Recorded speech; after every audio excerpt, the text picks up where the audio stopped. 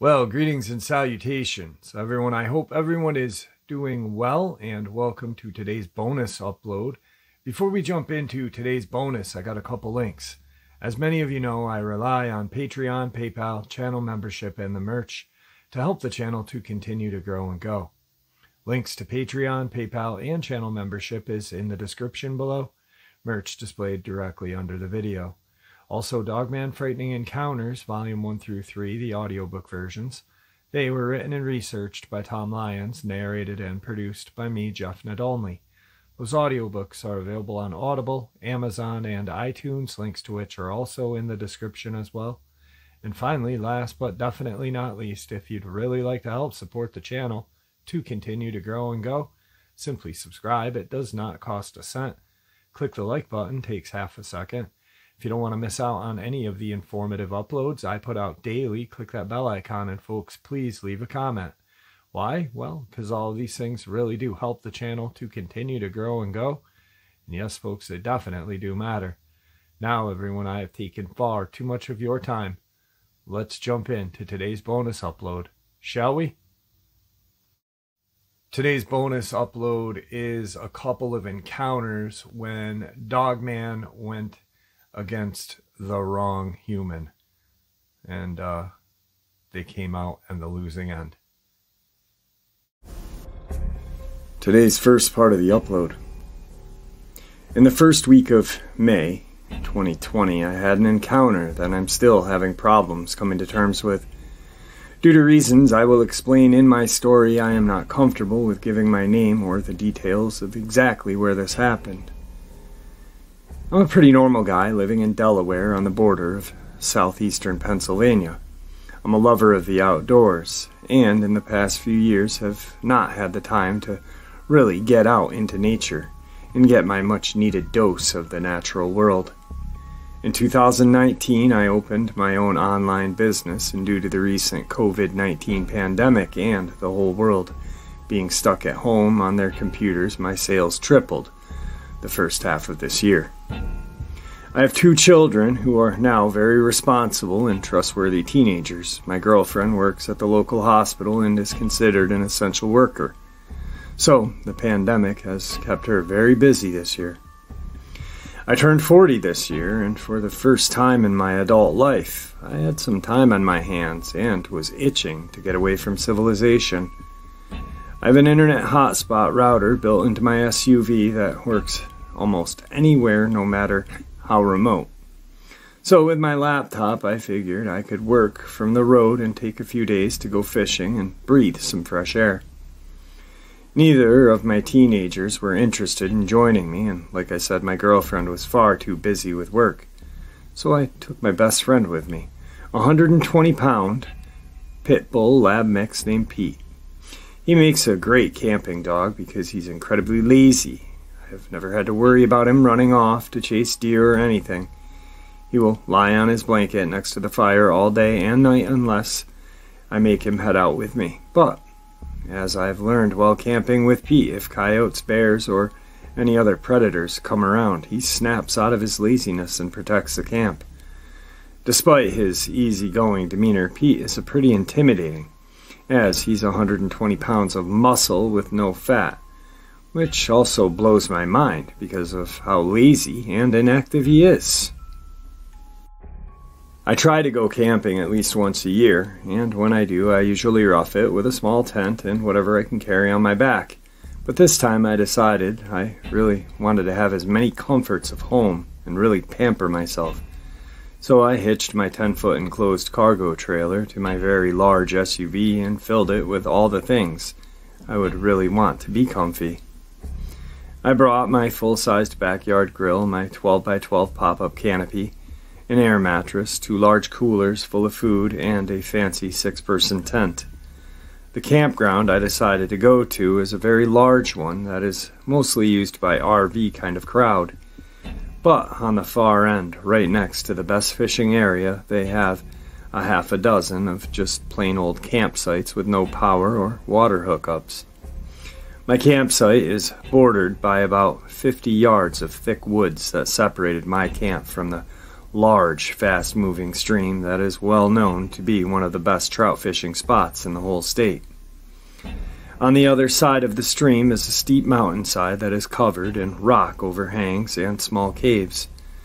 It's a beautiful area, and I love falling asleep to the sound of water. I set up my camp so my SUV, trailer, and pop-up canopy make sort of a U shape and block most of the view into my area from the rest of the campers. I rented my campsite for a full week, starting on Friday, May 1st, which was the first day that the state opened up the state parks and campgrounds to the public since the pandemic shut down. Back in March, I arrived at the campground about midday on Friday and the place was packed.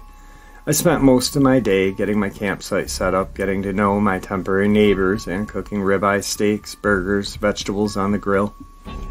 The weather in central PA in early May is pretty much perfect, so I decided to sleep in my tent each night with Pete and turned my trailer into my mobile office where I kept my computer, internet goods, mailing packages, and even a printer for printing postage. This way I could work an hour or so each morning, get my orders packed up, and drive 20 minutes into the nearest town once every few days to get my orders shipped out.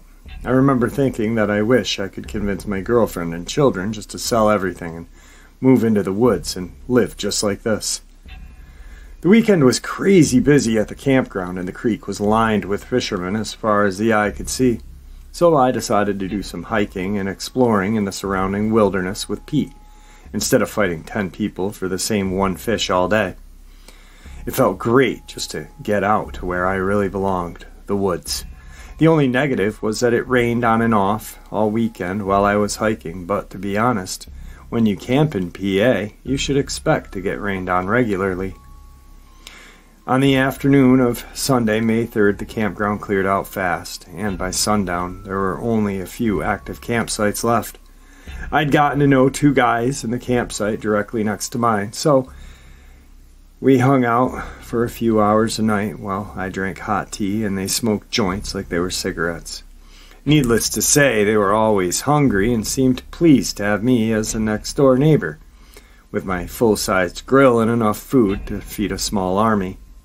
For the next few days, I worked online, fished the creek, explored the mountains of the area on foot with my dog. We also like to just walk the campground itself and stop and talk with scattered campers who are there during the weekdays.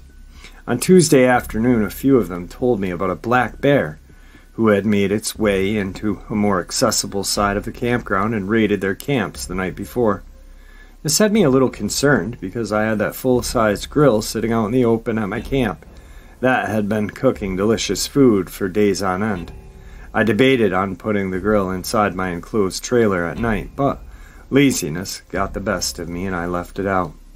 Central PA has a rather large black bear population, and I was already aware of this.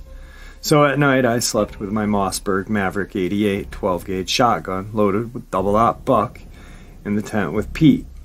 And just in case a rogue bear posed danger to us, I had forgotten to pack my Ruger Red Hawk 44 mag for hiking, so while out in the woods I had to rely on my S&W Shield 45 ACP that I already had on my hip when I left home.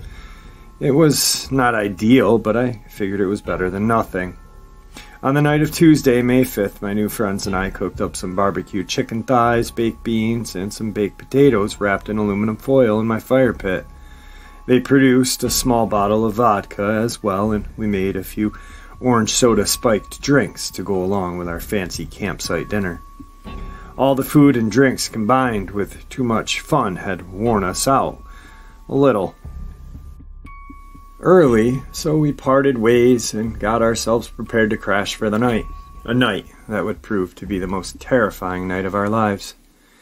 At about 10 p.m., I loaded 4 shells of buckshot into my shotgun, got in my tent, got all squared away, and lied down in the tent, with my dog right next to me on his bed and blanket. I put some Citizens Journal news on my phone and put one headphone in my right ear and kept my left ear clear to listen to my surroundings and enjoy the sounds of nature. My tent was pitched close to the tree line with the rear of the tent facing the woods. The noise of the frogs and insects at night was super loud and is kind of a song that puts me to sleep better than any lullaby ever could. The next thing I remember is waking up and my eyes popping open to some kind of hollow metallic noise outside of my campsite. I lie there perfectly still with my heart slamming from the quick spike of adrenaline that flooded my veins. Then bang! I heard the lid on my grill slam shut. I had stuck a fairly bright solar-powered motion light on the side of my trailer that lit up my small U-shaped court area of vehicles and tents. My tent was facing the open part of the U, and I could see that my motion light was on, and someone or something was moving around my camp, casting shadows as it went. I looked at Pete to my right, and he was still lying down, but his head was up and his eyes were as big as ping-pong balls. He was clearly hearing what I was hearing, but I found it strange that he was silent.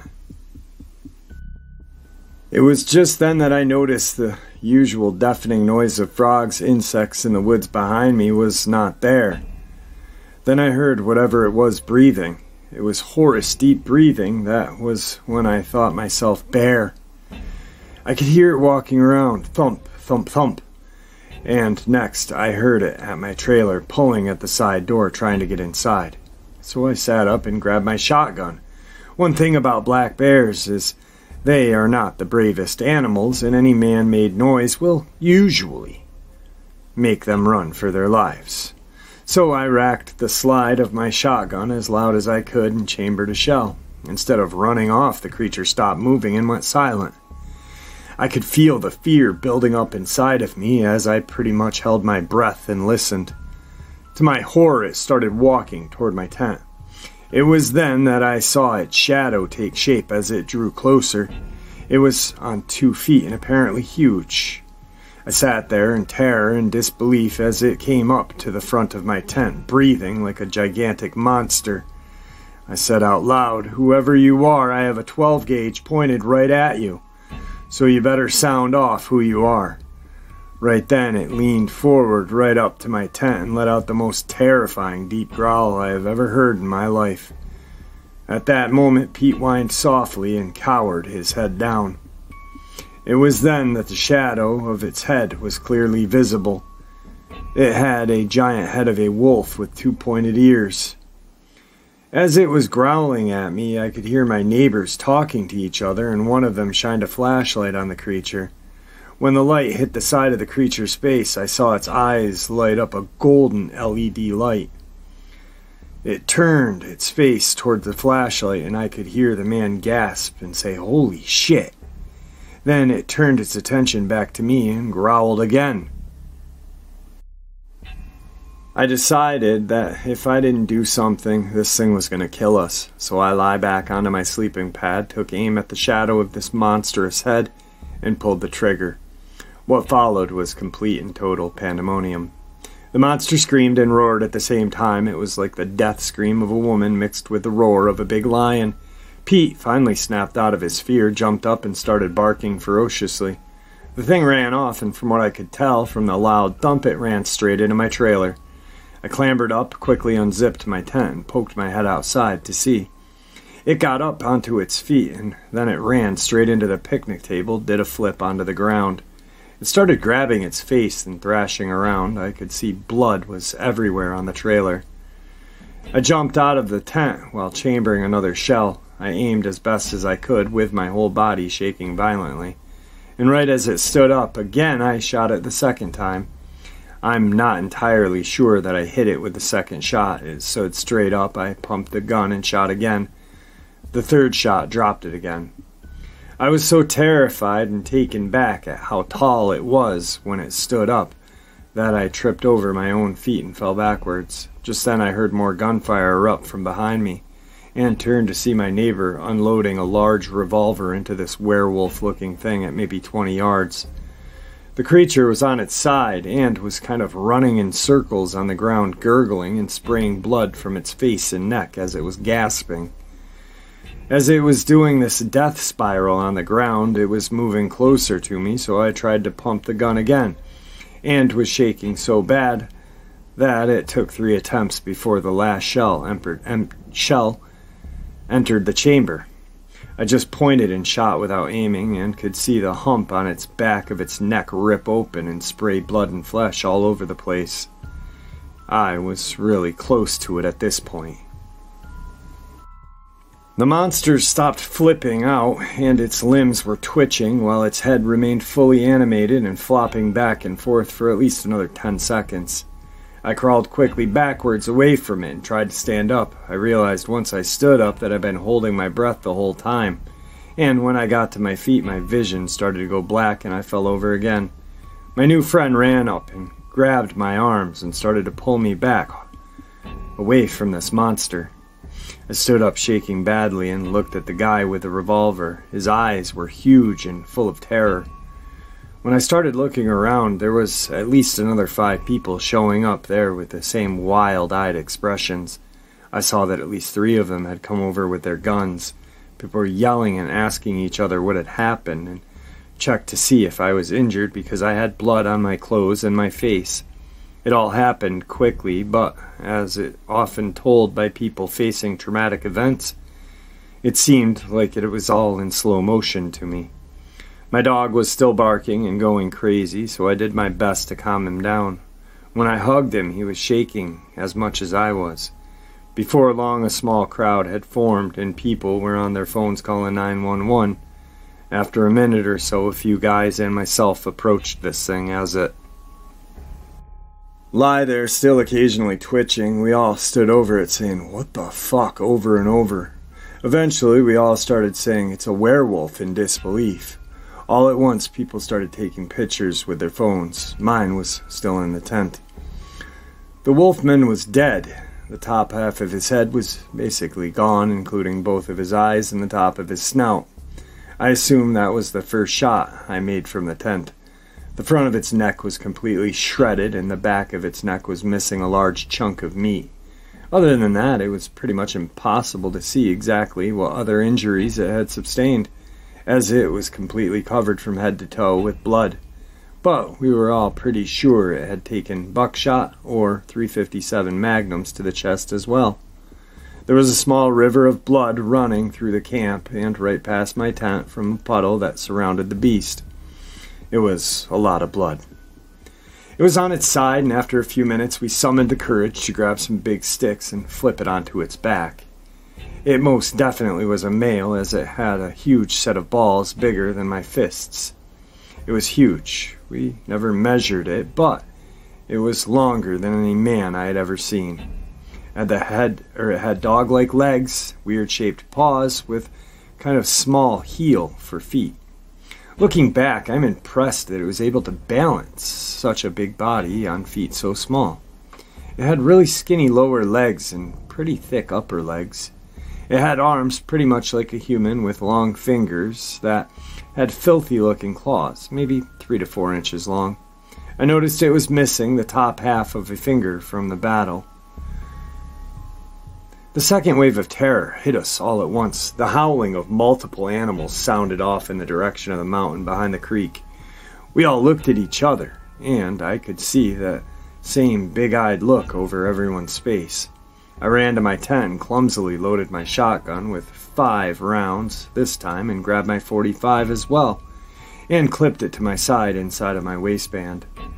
I also grabbed my phone. All of a sudden, everyone was done looking at the werewolf and all looking into the woods in the direction of the howling. It kept up for a few minutes, and we could hear the howling getting further and further away. The police, game wardens, paramedics showed up all at once. I could see the flashing lights that they had blocked the entrance to the campground up the hill in the distance. The cops were just as surprised and freaked out as we were when they first saw the creature. The 2 game wardens looked worried, not surprised. They told everyone not to take any pictures and made everyone clear the general area. The wardens were both on their phones almost the whole time from then on. Paramedics cleared everyone and tried to get me to agree to go to the hospital to get checked out, but I refused. The only injury I had was my hearing, as I was half deaf for a few days from all the gunfire and noise. The paramedics were also very silent, and looking worried, much like the game wardens. The police took my shotgun and the revolver from the neighbor. They let me keep my .45. They made everyone else put their guns away, and anyone who was there was rounded up for questioning. Everyone was told to stay off their phones, which was not much of a problem as only a few people's phones got signal in the campground. When I asked the game wardens what the hell that thing was, they told me they didn't know, but that it looked like some kind of mutant bear or large canine. A few hours later, an SUV full of guys showed up. They were all carrying large Glocks and dressed in cargo pants and t-shirts. They immediately took me and the others who were involved aside and began questioning. They told me that they were with the Federal Fish and Game. They were very interested in the howling we heard after the battle occurred. They must have asked me 10 times about where it was, how close it sounded, and what it sounded like, etc. They also repeated to me 100 times that I was not to tell anyone what happened, and they would get to the bottom of things and find out what I had encountered. They told me to tell anyone who asked about my trailer that I had to shoot an aggressive black bear. I assume they told my neighbor and anyone else who was on the scene to say the same thing. They made us open our phones and go through our photos, delete the pics we took one at a time. They also told me that if any pictures were to come out of this creature, that would spell trouble for anyone who had them. They threatened me with all kinds of trouble if this got out. They did not want to pretend that I was seeing things. They just point blank and politely asked me not to talk about it and to lie about the trailer damage. It would seem that I was asleep for only about 2 hours before this Dogman showed up. By about 4 a.m., the officials had already gotten to everyone in the campground, and I assumed other people were told it was a bear and made to pack up and get ready to go. They said that it was not safe, and they had to close the campground until they were sure it was safe again. After the Dogman was bag-tagged, a small fire truck was brought in, and all of the blood was hosed off my trailer, vehicle, tables, and everywhere else. The blood on the ground was hosed into the woods behind my tent. Then a few guys wiped down my trailer and a vehicle with soapy water and hosed them off again. Regular old duct tape was put over the holes in my trailer, and they took my tent, bloody clothes, and bloody slippers as evidence along with my shotgun. Right before I left, they gave it back. They gave my shotgun back, that is, wiped down and unloaded. They told me to fill my tank at the closest town and drive straight home without stopping. They repeated this 3 times to me. Since all of this, I've learned everything I can about what I encountered. I listened to the Dogman and Wolfman encounters day and night, and that is how I came across your channel. I figured I'd reach out to you. I'm amazed that the authorities were able to keep such a noisy event with so many witnesses under wraps. I've been searching for anyone who came forward with anything about this campground closing in the news, and nothing. I'm not interested in putting myself out there any more than just this for now. I'm almost as scared of the agents as I was of the Dogman, but all in all they seem genuinely concerned for my well-being. Then I got a second email. I narrated this. This was sent to me in May, actually, of 2020. He sent me a second email and did not share this encounter with any other channels until about 9 months afterward. So if you guys have heard this on other channels, you haven't heard these emails between he and I, other than on my channel. I trust that you're a good person and all, but I fear that they may be watching you due to your other uploads of yours I've listened to about the dude named Victor. I find it interesting that one agent that really had me cornered for a while that night had a thick southern accent. I suppose he may have come from your friend's Virginia group. I will see if I can put together an online phone number and call you while on proxy server. I'm sorry for the paranormal, but life has been going really well with the exception of this encounter. I am terrified of those guys, agents, fucking up my life. I can't afford things to go sideways for my family right now.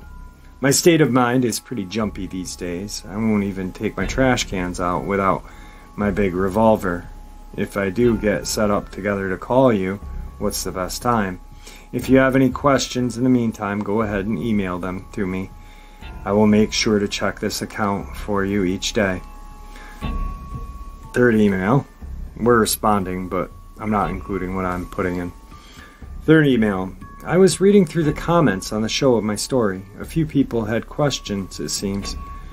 No, none of the guys in the Denali had long guns, just large Glocks. I asked the older southern gentleman what kind he had. He said a Glock 20, 10mm. I really didn't give all that much detail in the description of this monster looking back in the email to you. The dead Dogman smelled horrible, like the combination of barnyard animal mixed with strong dog piss. Also, it did have a tail, a small tail, maybe 2 feet at the longest. The Dogman was dark brown all over. Oddly enough, I do remember that it had some lighter brown stripes on its arms, where the blood wasn't totally soaked in the upper arm area. It was fluffy with fur. Not the sparse, hairy thing I hear others talk about in their encounters. This one was fully covered in fur like an actual dog. Even its arms and legs. But when it stood up in front of me, it did seem to have some white in the middle of its chest. I could be wrong because I only saw it that way for a second. The next time I saw its chest, it was covered completely in blood. The skin on the tip of its snout and under its bottom jaw were both sheared off from the buckshot. But its teeth were undamaged. As it lay there, it had its mouth opened, and its teeth were very weird. All of them were pointed and seemed like they would fit together, like a shark's teeth or an alligator. The teeth were bloody, but very visible. They seemed unnatural to me. My college major involved the study of teeth and fossils, so I have a good understanding of tooth structure, and which type of teeth were designed for what. And it would seem that these teeth would be only used for biting large chunks of flesh off to be swallowed whole like a shark or a gator. They were not reminiscent of the normal canine teeth in that way. After listening to hundreds of encounters in the past few months, a common theme is that they seem to like the softer, inner organs of their prey, while often leaving the meat behind. I wonder if that's because they swallow their food in large chunks. And obviously, softer organs would be much easier than dealing with bone and tougher muscle. Just a thought. This is going to sound a bit silly, but I just have to say it. There was a feeling of something supernatural from the beginning. I can't describe it, but a feeling of something supernatural was even in the air. Even when I thought it was a bear, it's like everything felt wrong and reality had ceased to exist for a moment. How would every frog, insect for 100 yards know to keep quiet? Why would the land animal like a Dogman have teeth like a gator? How did it keep flipping out and running around with its brains falling out of the top of its head? The very air around me felt like a weird charge. I feel like there is something important about these creatures that we just don't understand quite yet. Something supernatural. Give me some time. I will Skype number together this week or next week. Give you a call. What's a good time and day for you usually? Fourth email. I've been having weird things going on. Someone's been calling my phone from different international phone numbers and hanging up on me after 10 seconds of silence. I can tell it's a landline by the noise it makes when they hang up. It also lets me know that it's an actual person and not a robocall. The black SUV with the guy who wears the headset with microphone has been outside of my house in early morning. He leaves right before 6:30 a.m., right about the beginning when rush hour starts. Yesterday, a white Range Rover pulled into my driveway in the middle of the day. I happened to be working in my kitchen when it happened, so I was facing the window when it did.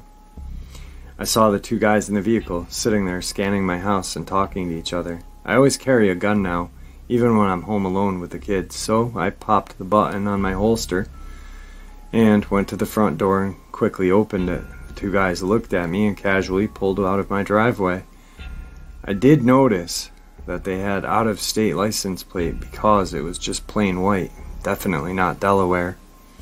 I'm sorry for this, Jeff, but I'm going to have to stop corresponding for a while. I can't help but notice that this stuff started happening after contacting you. I could just be paranoid, like I told you previously.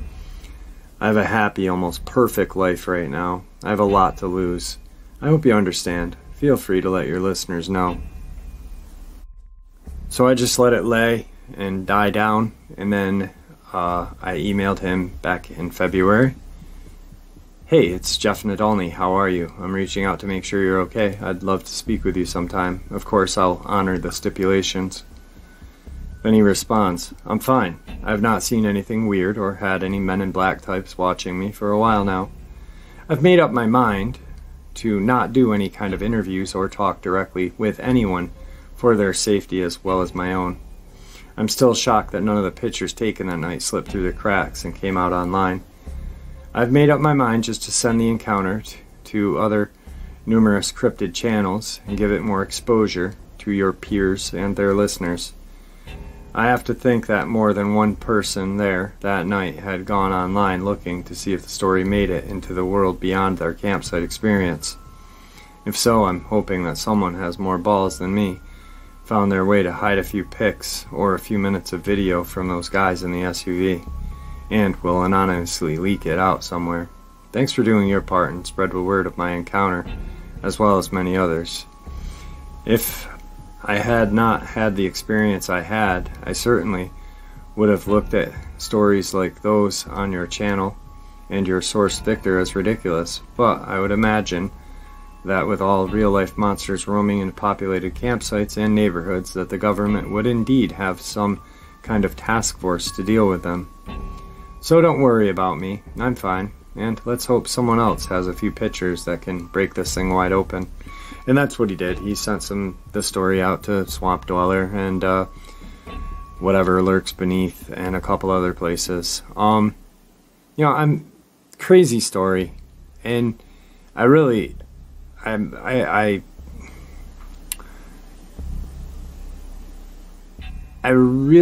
of, I don't know, I was really concerned about this guy for a while. I mean, for almost six months, I emailed him, and he never responded.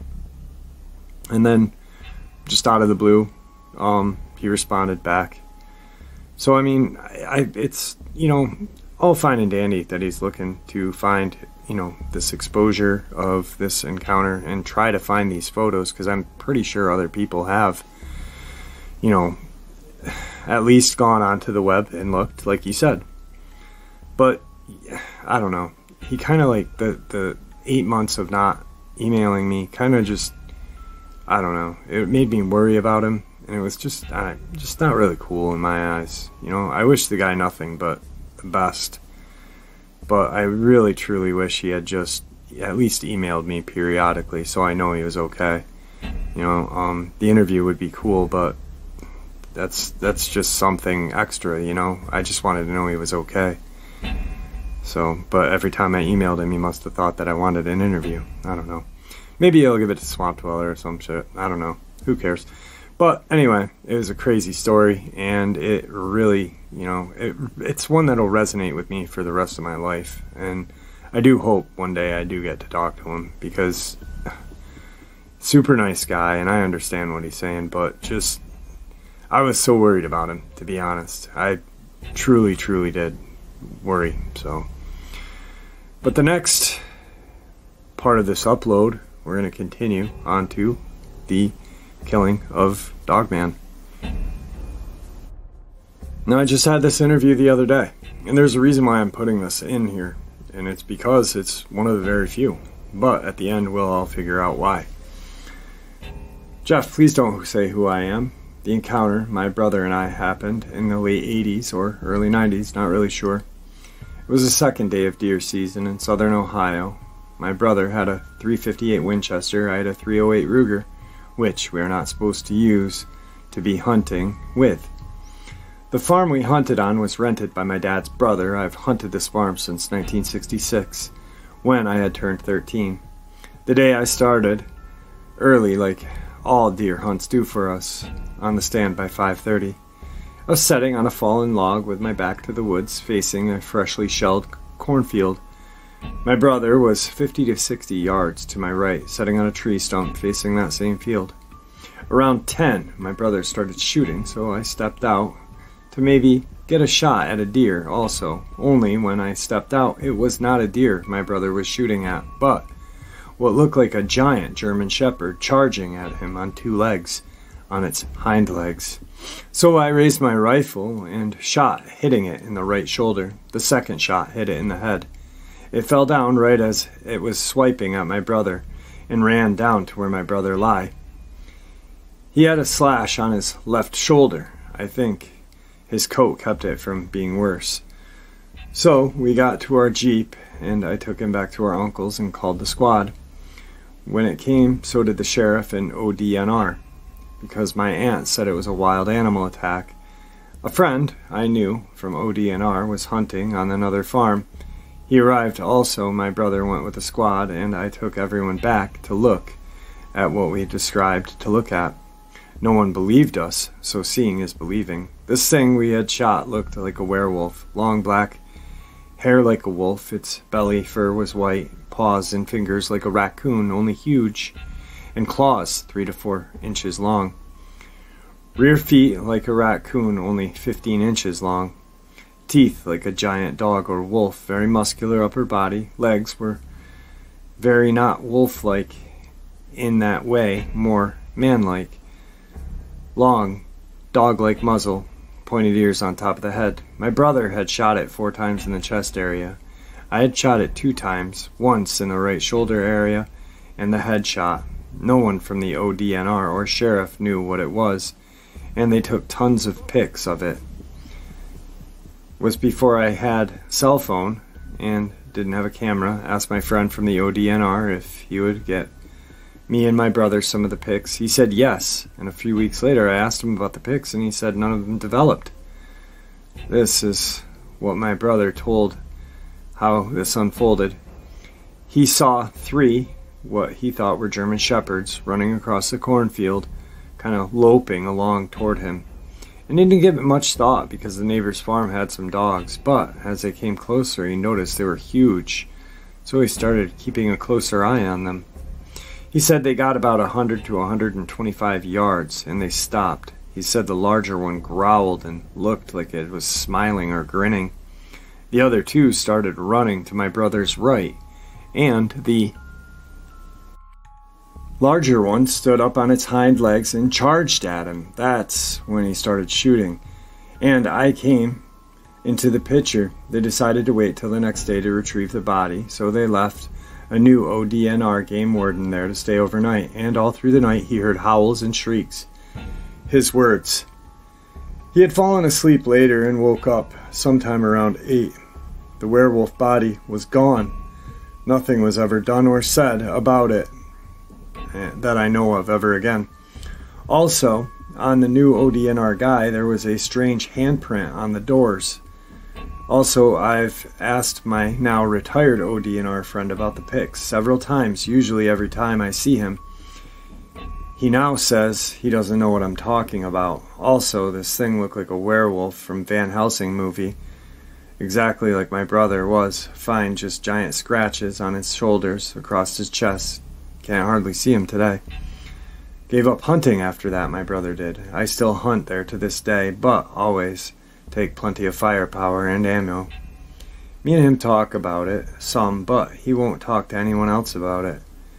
And you are the only one I ever told this story to, other than my family. If you think the story's worth sharing, you may do so. Just don't say who wrote it. And then I get a couple of other ones. Also, Jeff Brothers' injuries were listed as a dog bite. Also, Jeff, it was first day of gun season in Ohio. Second, things smelled really bad, like a wet dog, roadkill. That was the first few days old. Don't know if said that before. Sorry, Jeff, old memory. Creature was around 7.5 feet tall. My brother said when he first saw them, they were on all fours, but walking very odd, and also said when the big one charged on its hind legs, the other two ran off on all fours. And like he said, he was really nervous sharing that, but he did talk to his brother. It was the second day of hunting season, not the first. That was a great interview. I mean, I had a really good interview a couple days before that with Selena, and then Randy came on, and you know, I don't know if I'm greedy or not, but I would really, really love to hear his brother tell this encounter in his words too. But I understand and respect his, you know, where he stands. You know, some people just don't, they just shut right down, and I can't blame the guy for that. God bless him, you know. So anyway, moving on. Now moving on to the next one. Before I share this story, I'm not claiming ownership of it. This happened to a friend of mine and his two cousins. My friend just decided to share this with me. A few weeks ago, my uncle, two cousins came out to visit my mom and dad for a barbecue. We have one every year on the 1st of May, because it happens to be my mom and dad's anniversary. So it's the 1st of May, and my uncle and two cousins get out to our house. We had just moved back in February, so we were all excited to have our first get-together out there. It was really nice. We're situated on a mountaintop with a decently sized yard that was completely surrounded with woods. My dad had plans to clear out a few sections of woods so he could put some deer feeders out, and he could get a chance of getting some hunting out there. Well, he hadn't started preparing to begin cutting the trees down. He decided to test the waters, as he phrased it, and put about 8 to 9 trail cams out to see if there were any deer worth hunting this year. I helped him out with setting all the trail cams up, finding good spots, and figuring out what position they should be facing. Then that was the end of that. So, while my dad and uncle were hovering over the grill, me and my two cousins decided to relieve our boredom by playing around in the backyard. We had a trampoline set up. The original owners of the house had decided to include their pool in the deal, along with the volleyball court they made on the far side of the pool, bordering the woods. So me and my two cousins were enjoying ourselves on the trampoline without a care in the world.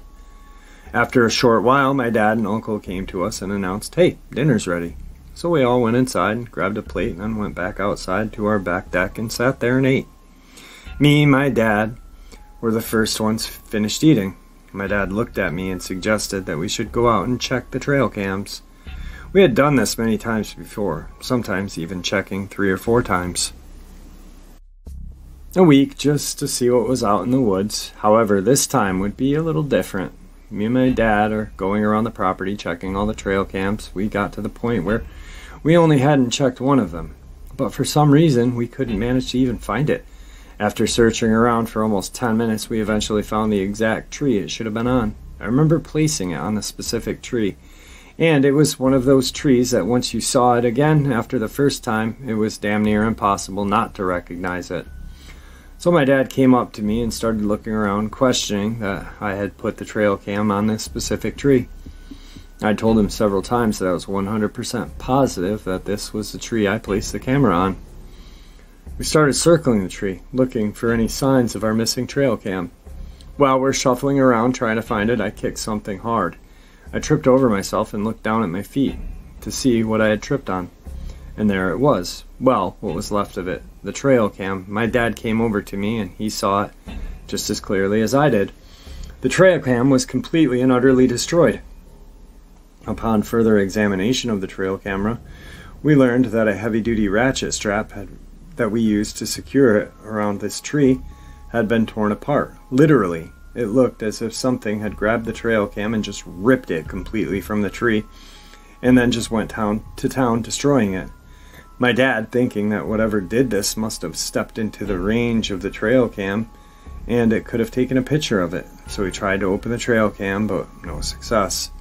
This trail cam, which was damn near indestructible, was damaged so badly to the point where my dad couldn't even open it. My dad, not wanting to admit defeat, grabbed his knife and exclaimed that he was going to get the damn thing open, or at least get to the memory card. That was all he seemed to care about at that moment. So after a few minutes of forcing his knife into the trail cam, he finally managed to get it open. It took him a second to fully realize where the spot for the memory chip was supposed to be in the tangled mess inside of the camera. When he finally found the spot for the memory card, he pulled it out, and, to his utter disbelief, the card had been broken into several different pieces while inside the camera. My dad was beyond pissed at this point, because not only did he lose a $150 trail cam, he also lost his only chance of figuring out what did this. Now, even more pissed than before, he said, "Let's go check back to the house." He picked up the trail cam, and we both headed back to the house. He told the others what had happened to the trail cams, and then showed them. Fast forward to that night.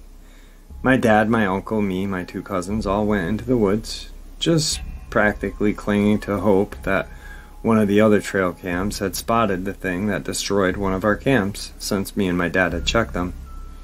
My uncle went with my dad, so it was me and my two cousins together. So we began checking every single trail cam.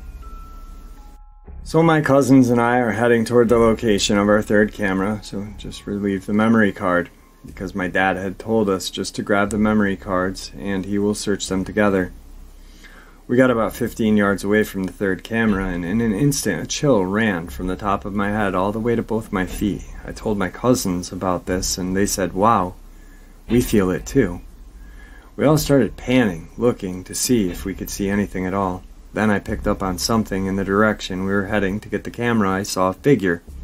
Me thinking it was either my dad or my uncle, I called out and said hello. Then it looked right at me and my cousins. I knew immediately that it was neither my dad or uncle, because it had glowing red eyes.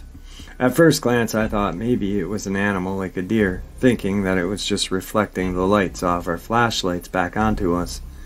But that theory went straight out the window when we turned our flashlights away from it, and it stood up. I watched in utter horror and disbelief as it stood up, very slowly, from about the level a deer would be, to being about 9 feet off the ground. As me and my cousins were standing there in shock, it let out a deep guttural growl and started advancing towards us. I was the first to snap out of this sort of trance I was in, and grabbed both my cousins to try to get them to move so we could run. One of my cousins managed to get out of the trance as well, and we both tried to get the other out of it. My other cousin finally showed a sign that he was out of the trance, and just before I could utter a word to run fast, this thing leapt into the air and landed on top of my cousin, and took the longest to snap out of it. Myself and other cousin fell to the ground as this creature landed. Then it let out a loud growl and began getting off my cousin and grabbed him by his throat. It lifted him up off the ground and roared directly into his face before looking at my other cousin, the one who was just getting back to his feet. The creature threw the first one away from it and then hit the other one across the face, causing him to go right back down to the ground. It then looked directly at me. It took one gigantic step forward and lifted me off the ground as well, then did the same roar it had done to my cousin, only much louder. I yelled for my cousins to run if they could. One cousin was helping his brother get back to his feet after being thrown, and they looked at each other, then to the creature, and decided there was only one thing to do. In desperation, they picked up a fallen tree branch from the ground and charged at the creature. One of my cousins connected a swing to its head, while the other went directly for the arm of the creature, the one it had me in. The force of the blow of the creature's head caused it to falter, while the creature managed to right itself and caught both incoming blows going directly for its head. It grabbed both my cousins in each hand, one in each hand, then threw them away from it, causing my cousins to drop the branches they were using as weapons and fall back to the ground. All three of us got up and tried to run, but the creature swung one of its arms and connected to all three of our chests, causing us to fall down again. The creature reared back its head and let out the most terrifying roar I've ever heard, then started to move toward us. Just then a gunshot rang out, then another, then another. All shots connected to the creature. I looked up in time to see the creature fall to the ground, appearing to be lifeless. I looked over my shoulder and saw my dad and uncle, both standing there white as sheets, both holding a gun in their hand. They both hurried over to me and my cousins and told us to run back to the house immediately, fearing the creature may not be dead. Both of my cousins booked it back to the house, whereas I did not. I wanted revenge. I wanted it dead, for good. I jerked the gun out of my uncle's hand and proceeded to empty the last mag into the thing's chest. Once I was sure it was dead, I hit it across the face with the shoulder stock of the gun, spat in its face, and screamed, "How you like that, bitch?" I handed my uncle back the gun, which he immediately loaded another mag into it.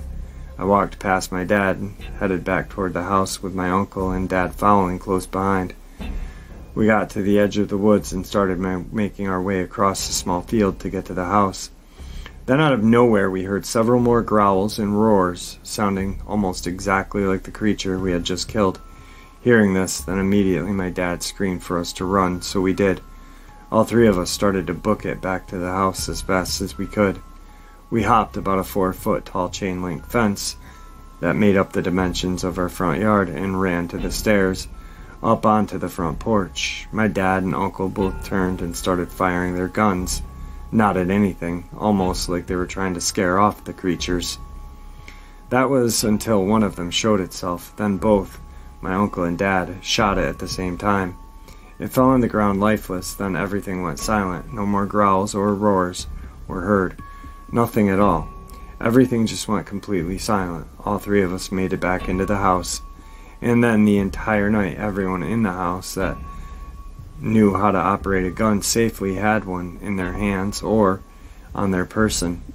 It stayed that way until the next morning. Then the next morning came around. Against everything that was screaming in the back of our minds, me, my cousin, my uncle, and dad went back out into the woods.